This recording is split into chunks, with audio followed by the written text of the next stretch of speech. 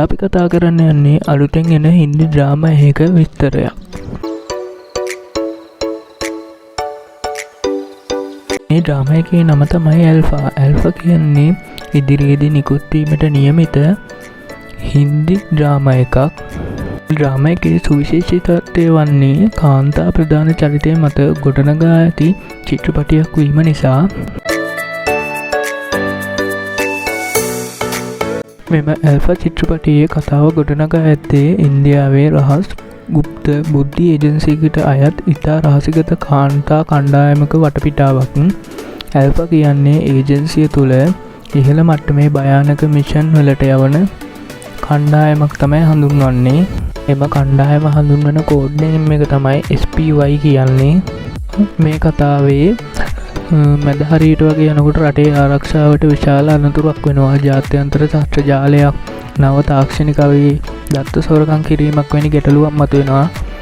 ඒ අනතුර නවත්තන්න ප්‍රධාන කාන්තා SPY චරිතය තම පුද්ගලික ජීවිත අවදානමත් පවා පරිත්‍යාග කරමින් රහසිගත මිෂන් එකට යොමු වෙනවා.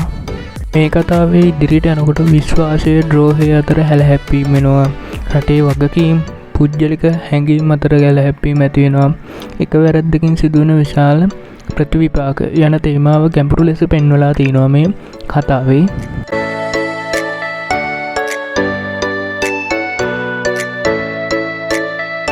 ළමයිකින් ගන්න පුළුවන් අදහස තමයි ශක්තිය කියන්නේ ශාරීරික බලය විතරක් නෙවෙයි, බුද්ධිය, ධෛර්යය, තීරණ ගැනීමේ ශක්තිය තමයි සැබෑ බලය කියන එක අපිට මේ කතාව මගින් අපට ගන්න පුළුවන්. මේ කතාවේ තව අතිශය වේගවත් හා ආතතියෙන් පිරි ඇක්ෂන් දර්ශන, තව විවිධ ජාත්‍යන්තර රටවල් තුළ සිදුවන දර්ශන, ශක්තිමත් බුද්ධිමත් ධෛර්යවන්ත කාන්තා චරිත, බලය විතරක් නෙවෙයි මොලේ හදවතේ තියෙන වීරයක්, නවීන තාක්ෂණික උපකරණ, සටන් ක්‍රම සහ අතට අත සටන්, ඒ වගේවා මේ ඩ්‍රාමා එක තුලින් අපිට බලා ගන්න පුළුවන්.